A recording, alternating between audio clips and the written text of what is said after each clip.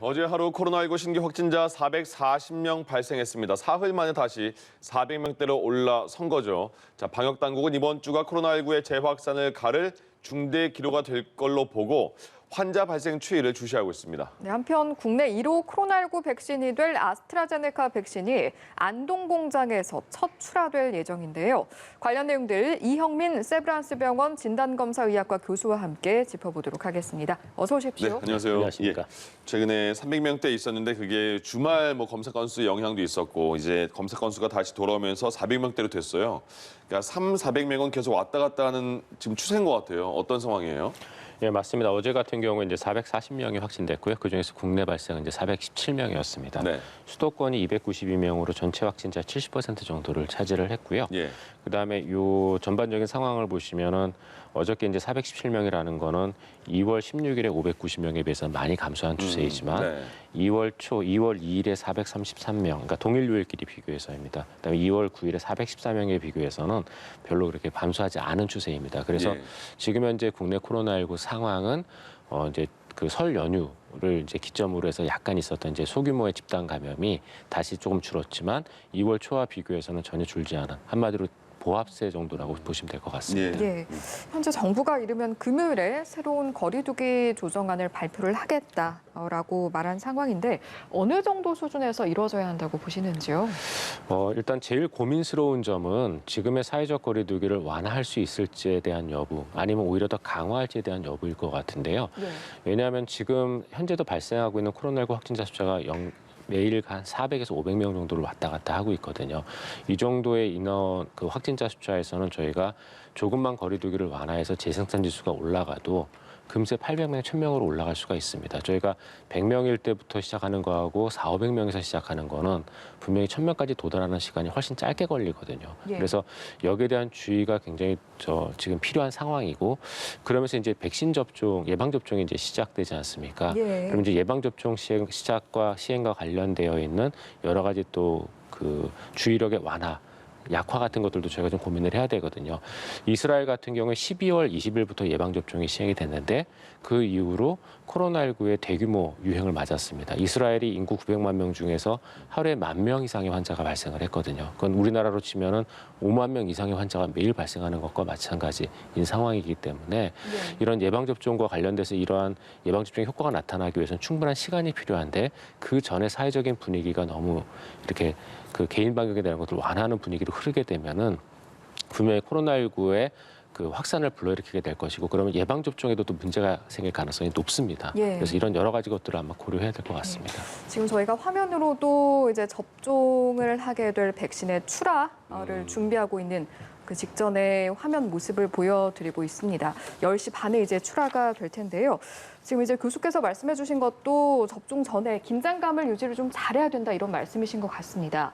정부에서 현재 근본적인 거리두기 체계 자체에 대한 개편 논의도 지금 이어지고 있잖아요. 어떤 부분을 가장 고심하고 있을까요?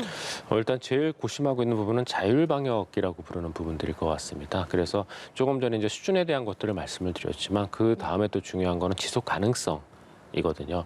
이 사회적 거리두기라는 거는 여러 가지 이제 사회경제적인 피해를 기반으로 하는 거다 보니까 이런 것들에 대한 어떤 그 개개인의 이 거리두기를 지킬 수 있는 그런 의지나 이런 것들도 굉장히 중요하거든요. 그런 것들이 이제 법률이나 이런 강제적인 것들을 통해서도 이루어질 수도 있겠지만 결국은 개개인의 수준에서 이런 사회적 거리두기를 잘 지킬 수 있는 그러한 자율성도 되게 중요하거든요. 예. 근데 이런 부분들을 과연 어떻게 이 사회적 거리두기 녹여내서 우리가 코로나19에 대한 예방접종을 끝낼 수 있을 때까지 이러한 거리두기를 잘 지킬 수 있을까, 지키게 만들 것인가라는 부분들이 굉장히 중요한 부분일 것 같습니다. 네, 지금 정세균 총리가 지금 SK 바이오사이언스 현지 출하되는 그런 현장에 가서 직접 지휘를 하는 것 같습니다. 지금 현장 상황을 보여드리고 있고요.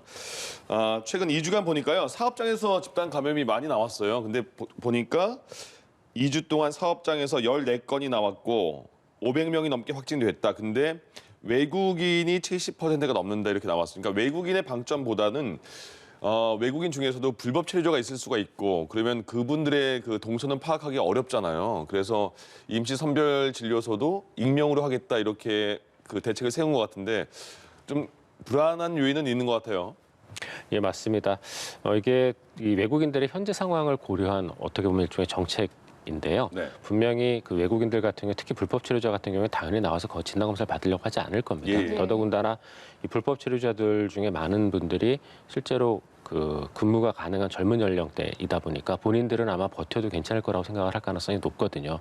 그렇기 때문에 이분들을 최대한 검사를 받을 수 있게끔 저희가 유인하기 위한 그런 익명 진료소가 필요할 걸로 생각은 됩니다. 잠시만, 전라남도 같은 지역을 보면 그 공업 지역에서 PCR 검사는 저희가 꽤 많이 들어서 익숙한 용어인데 신속 PCR 검사를 도입하겠다 이렇게 나왔거든요. 신속 PCR 검사는 저희가 신속 항원 검사는 그래 바로 검사 확인이 되는 거다 알고 있는데 일단 신속 PCR 검사 어떤 거죠?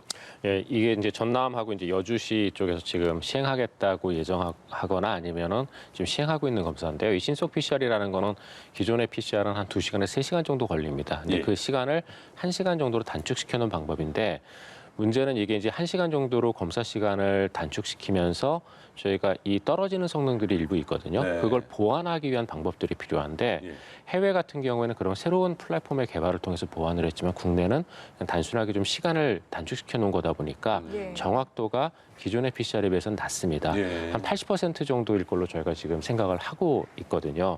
그러다 보니 그럼에도 불구하고 이제 이 신속 PCR 검사를 허가를 해준 이유는 응급 상황에서 저희가 신속한 검사가 필요할 때가 있거든요. 예. 예를 들어 바로 수술을 들어가야 된다거나 중환자실을 들어가야 된다거나 하는 경우에는 기존의 PCR 검사로는 저희가 너무 시간이 오래 걸리니까 조금 시간이 짧고 좀 정확도가 낮더라도 짧은 시간 안에 PCR 검사를 할 수 있는 그런 키트를 저희가 개발하기 위해가 필요하기 때문에 예. 허가를 내준 건데 문제는 이러한 키트의 어떤 응급 상황을 고려한 특수 목적으로 낮은 민감도에도 불구하고 허가를 내준 걸 일반 목적으로 지금 쓰고 있거든요. 예. 그러다 보니까 이게 지금 전문가의 검토 없이 너무 무분별하게 지금 사용되는 측면들이 좀 있습니다. 근데 이게 이제 각종 지방자치단체에서 이제 본인의 업적으로 이런 코로나19 검사를 좀 제공을 한다는 걸 내세우다 보니까 지금 이런 일들이 벌어지고 있는데요. 예. 분명히 위험성이 있습니다. 이 신속 PCR 검사는. 그래서 제가 보기에는 여기에 대해서는 조금 더 자세한 검토, 그러니까 신중한 검토가 필요할 것 같고요. 예.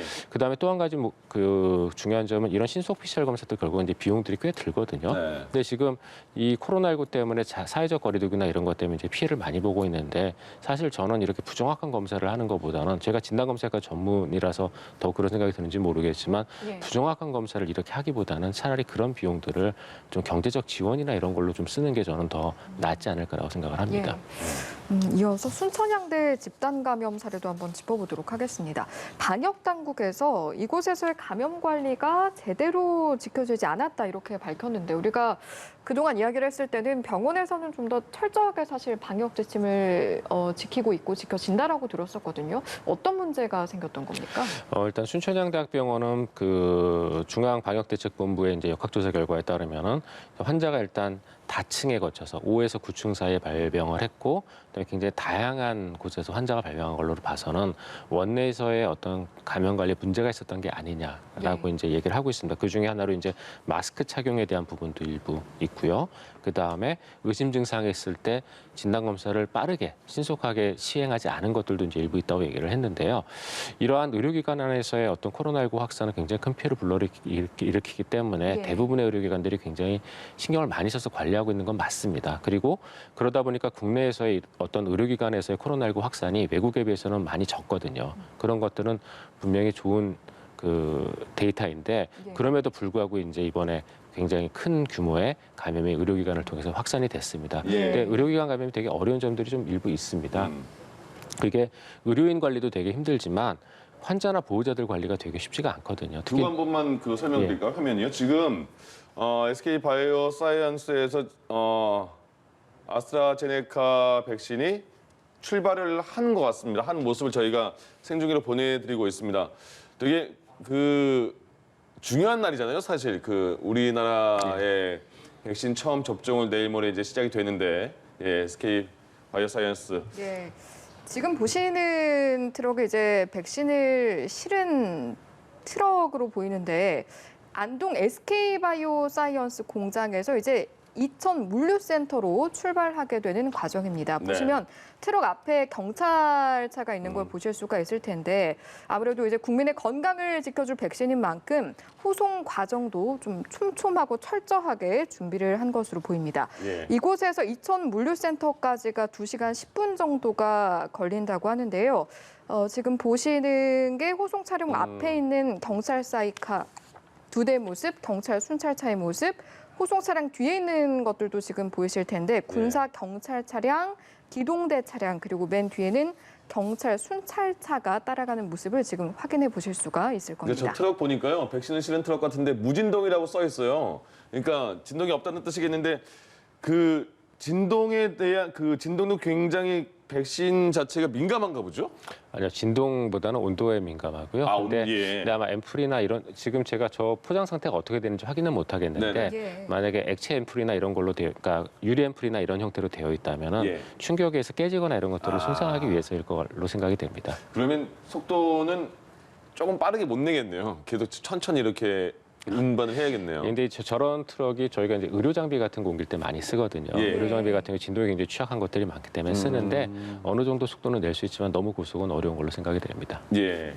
자, 일단 굉장히 뭐 이런 날이 올 줄은 몰랐고, 그러니까 코로나19에 대해서 코로나19가 이렇게 오래 가는지도 몰랐는데 백신까지 이제 출하가 돼서 이제 맞을 날이 얼마 남지 않았습니다. 저희가 계속 그 상황이 바뀌는 대로 저희가 전해드리도록 하겠습니다. 네.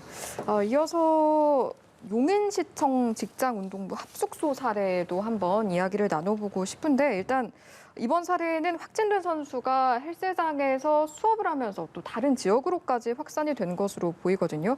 혹시 이 과정에서 방역 수칙이 잘 지켜지지 않은 부분도 있을까요?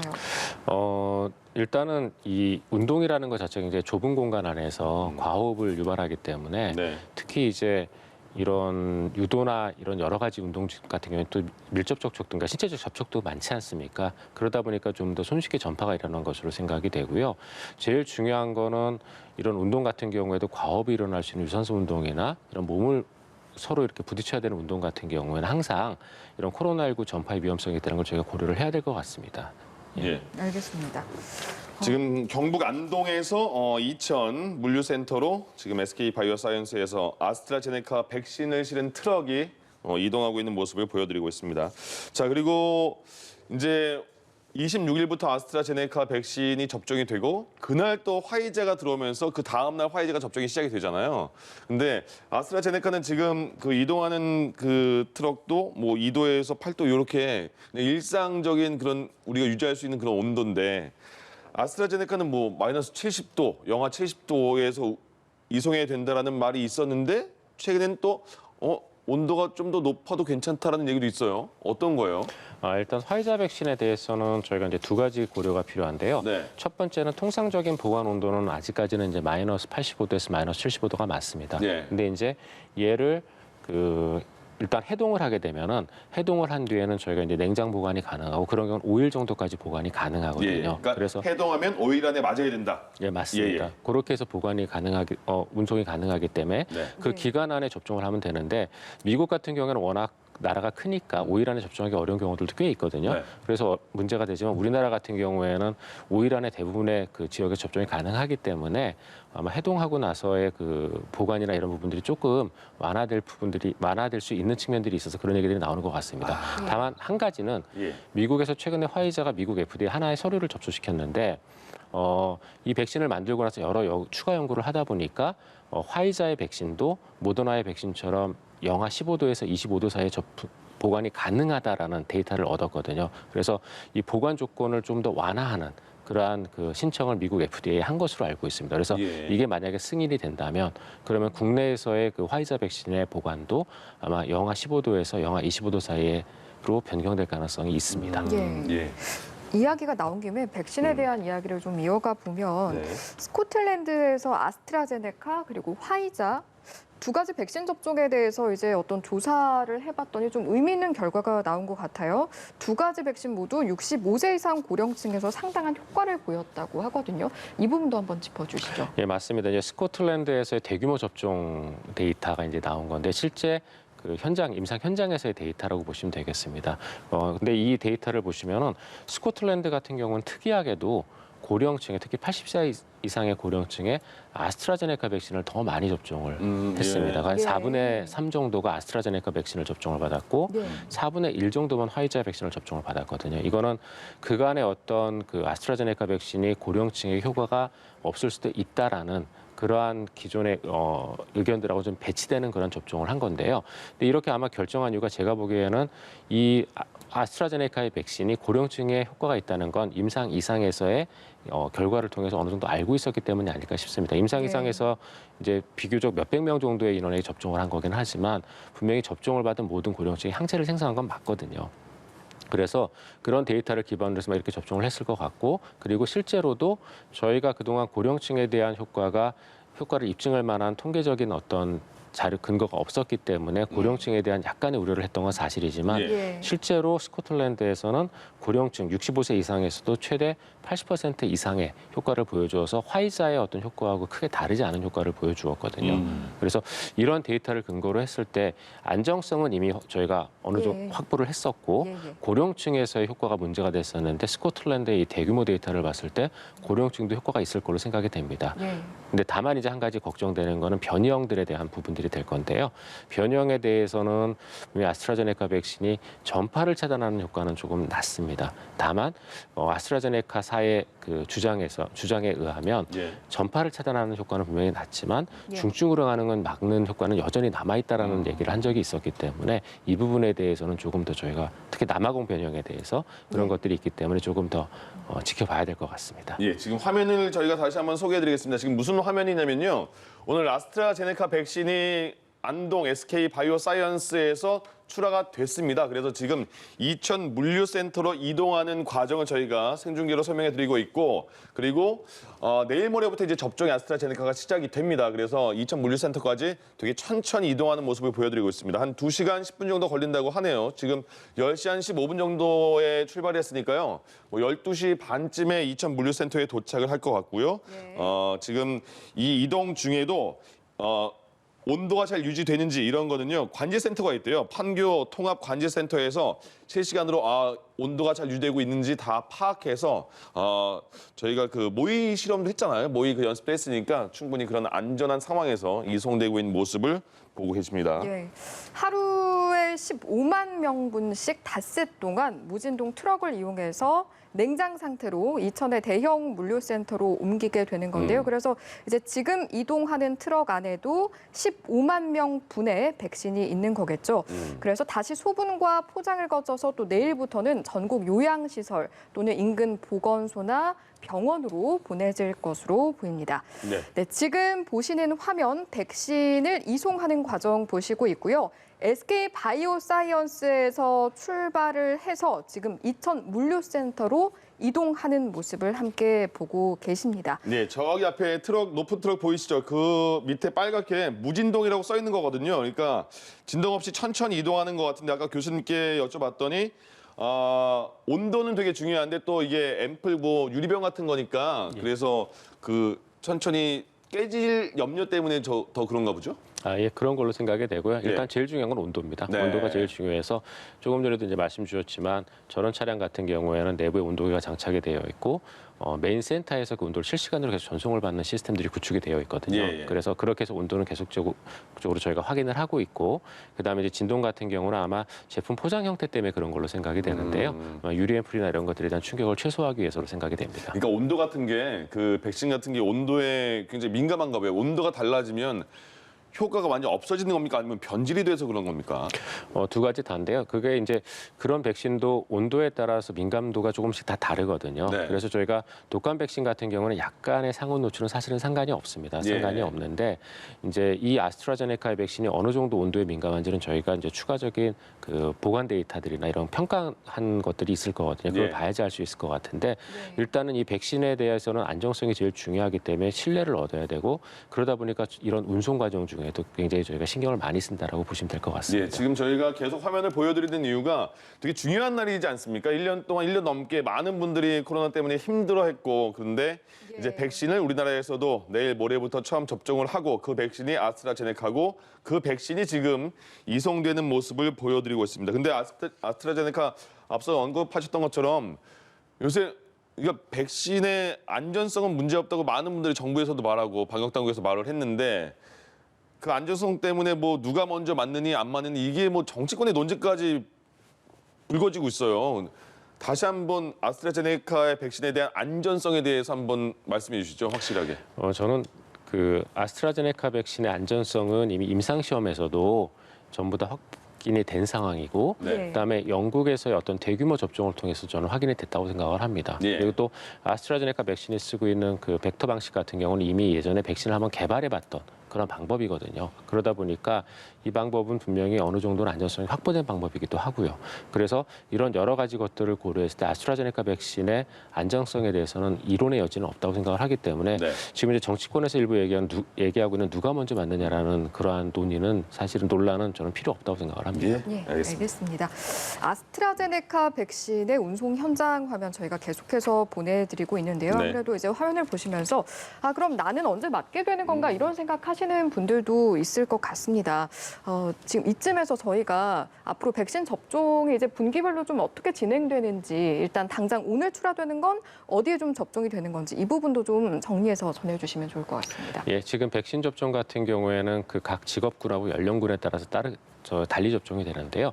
그 중에서 지금 출시되는 아스트라제네카 백신은 요양원, 요양병원에 계시는 분들이 일단 1차 대상이고요. 그 외에 저희가 이제 코로나19를 맞부딪히게 될 가장 중요한 위치에 있는 분들이 또 역시 전국의 종합병원에 근무하고 계시는 의료진이거든요. 그러다 네. 보니까 이런 분들을 대상으로 이제 주로 접종이 될 예정입니다. 그리고 접종은 2회에 걸쳐서 시행이 되기 때문에 3월 달에 3월 중순부터 3월 말에 그러니까 3월 초부터 3월 말에 걸쳐서 1차 접종이 이루어질 예정이고 아스트라제네카 백신은 1차 접종 후에 2차 접종에 그 소요되는 시간이 4주에서 12주 정도로 조금 그 여유 있게 잡혀 있거든요. 예. 그러다 보니까 2차 접종은 5월쯤에 시행이 될 예정으로 되어 있습니다. 네. 그다음에 이제 내일 정도 들어올 화이자 백신은 그 코로나19 중환자를 보는 그 중증 의료기관에 계시는 분들 그런 직접적으로 이제 코로나19 환자를 진찰하고 진료하고 치료하는 분들에게 이제 접종이 계획되어 있고요. 예. 한 5만 명 정도 분량이 아마도 한 3월 초부터 4월 초 정도에 걸쳐서 접종이 될 걸로 예상이 됩니다. 그리고 5월부터는 아마 일부 일반인들을 대상으로도 이제 접종이 이루어질 것 같은데요. 네. 이런 일반인들 대상으로 하는 접종은 국가에서 만들어낸 어떤 대규모 접종센터와 함께 독감 예방 접종처럼 전국에 있는 대략 한 10,000에서 2만 개 정도의 그 일반 의료기관에서도 역시 접종이 될 예정이라서 예. 아마도 5월부터는 일반 국민들도 예방 접종을 할 수 있을 걸로 생각됩니다. 저희가 지금 아스트라제네카 백신의 이송 과정을 생중계로 전해드리고 있는데요. 지금 이정표 보니까 서안동 IC로 지금 빠지고 있네요. 예. 12시 한 반쯤에 이천 물류센터 도착할 것 같은데 이게 이송 중에도 저 트럭 안에 온도가 유지가 되는 거잖아요. 그걸 저희가 뭐 콜드체인이다 이렇게 말을 하고 있는데 이게 2도에서 한 아스트라제네카는 2도에서 8도 정도가 유지돼야 되고 이게 또 판교의 통합관제센터에서 계속해서 온도가 체크가 되나 보죠? 예, 맞습니다. 예. 저희가 사실 이제 저런 운송 시스템은 백신의 예방 접종에만 처음 적용된 건 아니고요. 네. 저런 시스템은 이제 저희 진단검사 의학에서 쓰는 검체 운반 시스템에도 접종이 됐었고, 네. 그러니까 적용이 됐었고, 그다음 혈액에도 역시 마찬가지로 저희가 이제 수혈용 혈액 있지 않습니까?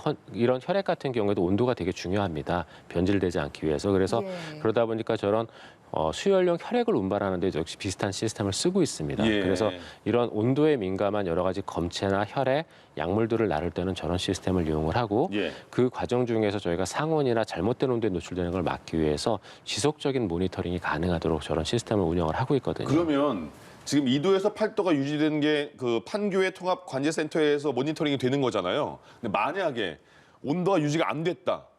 영하로 더 떨어지거나 10도 이상 넘었다. 그러면 어떻게 조치가 바로 취해지는 거죠? 아마도 저희가 이제 이 시스템이 지금 어떻게 구성되어 있는지는 저도 정확하게는 모르겠는데요. 네네. 저희가 헌혈용 혈액이나 검체 같은 경우에는 그 예. 냉방 장치의 그 가동 정도를 저희가 조정을 할 수가 있게끔 되어 있거든요. 온도를 조절할 수가 있군요. 예, 그렇게 되어 있기 때문에 비슷하지 않을까 싶습니다. 아. 자, 지금 계속해서 백신 운송 현장 화면 보여드리고 있습니다. 아무래도 그동안 이제 우리의 건강을 지켜줄 백신인 만큼 빨리 좀 출하가 돼서 접종이 되기를 기다려 왔었는데 그런 네. 만큼 안전하게 잘 운반이 될지도 좀 궁금하실 겁니다. 이송 중에 콜드체인이 잘 이루어지고 있는지, 보관 온도를 잘 유지하는지는 조금 전에 말씀드린 것처럼 판교 통합관제센터에서 실시간으로 모니터링을 하고 혹시나 온도가 이탈이 되면 즉시 알람이 울려서 관제센터에서 조치를 하게 된다고 합니다. 이후에 물류센터에 도착을 하게 되면 백신은 따로 분류 작업을 하고 또 전국 보건소에 있는 백신 전용 냉장고로 옮겨질 것으로 보입니다. 네. 저희가 계속해서 백신 이야기 이어가고 있습니다. 그런데 이 내용도 좀 살펴보고 싶은데요. 해외 사례를 보면 백신을 접종할 때 한 번은 아스트라제네카를 하고 또 이후에는 좀 다른 백신을 접종을 해서 효과를 노리는 경우도 있다고 하는데 이런 경우에는 좀 효과가 어떻게 달라지거나 더 높아지거나 그런 부분이 있는 겁니까? 근데 이제 그게 백신의 혼용 접종에 대한 부분들인데요. 예. 네. 제가 알기로는 거기에 대한 데이터는 아직은 완벽하지는 않은 걸로 알고 있습니다. 근데 이제 백신 같은 경우에 저희가 지금 나와 있는 백신들 중에서 얀센의 백신을 제외한 나머지 것들은 전부 다 2회 접종을 기본으로 하고 있거든요. 네. 그 2회 접종을 기본으로 하는 이유가 저희가 조금 전에 얘기했던 스코틀랜드 데이터에서도 나왔지만 백신을 1회 접종하더라도 대략 한 접종 후 2주 정도 지나게 되면은 대략 한 80% 정도에서는 그 코로나19 예방 효과가 나타납니다. 왜냐하면 그 정도가 이제 항체 생성기 적정기이기 때문에 한 번 접종을 해도 그 정도에서 분명히 80% 정도에서는 예방 효과가 나타나거든요. 근데 문제는 그렇게 한 번을 접종해서 생긴 예방 효과는 한 달 정도 지나면은 그때부터 떨어지기 시작합니다.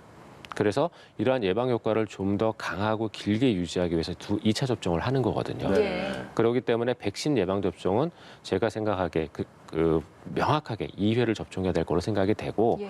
그 접종 프로그램을 마친 뒤에 그 뒤에 다시 또 변이형이 나왔을 경우 그런 경우에는 아마 좀 저희가 일부 다른 형을 좀 고려를 해볼 수도 있을 걸로 생각은 되거든요. 그런데 다른 걸 고려할 수도 있을 걸로 생각이 되기 때문에 그런 식의 어떤 접종 혼용 그러니까 예방 접종 혼용에 대해서는 저희가 좀 더 데이터를 보고 가능하다면 시행할 수도 있을 걸로 생각이 됩니다. 네. 자, 아스트라제네카 백신이 출하돼서 이동하고 있고 26일부터 접종이 되고요. 27일에는 또 화이자 백신이 접종이 되는데 그 식약처가 화이자 백신에 대해서 평가를 했잖아요. 어떤 내용이었어요?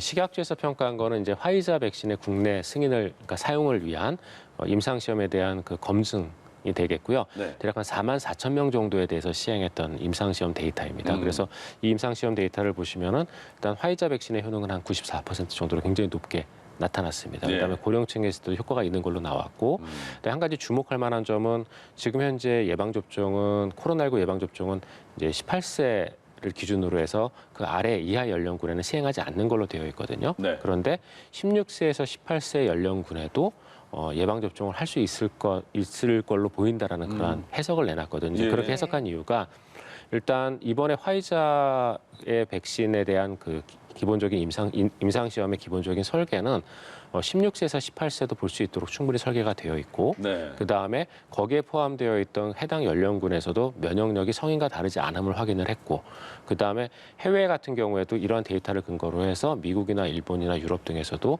화이자 백신은 16세에서 18세도 맞을 수 있는 걸로 허가를 해줬거든요.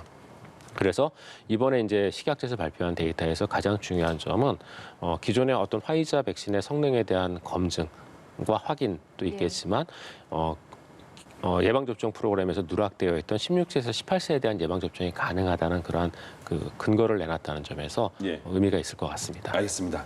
자, 내일 모레부터 아스트라제네카 백신 접종이 시작이 됩니다. 아스트라제네카 백신 출하 과정을 지금 이형민 세브란스 병원 진단검사의학과 교수와 함께 의미 있는 시간 가져봤습니다. 고맙습니다. 고맙습니다. 예.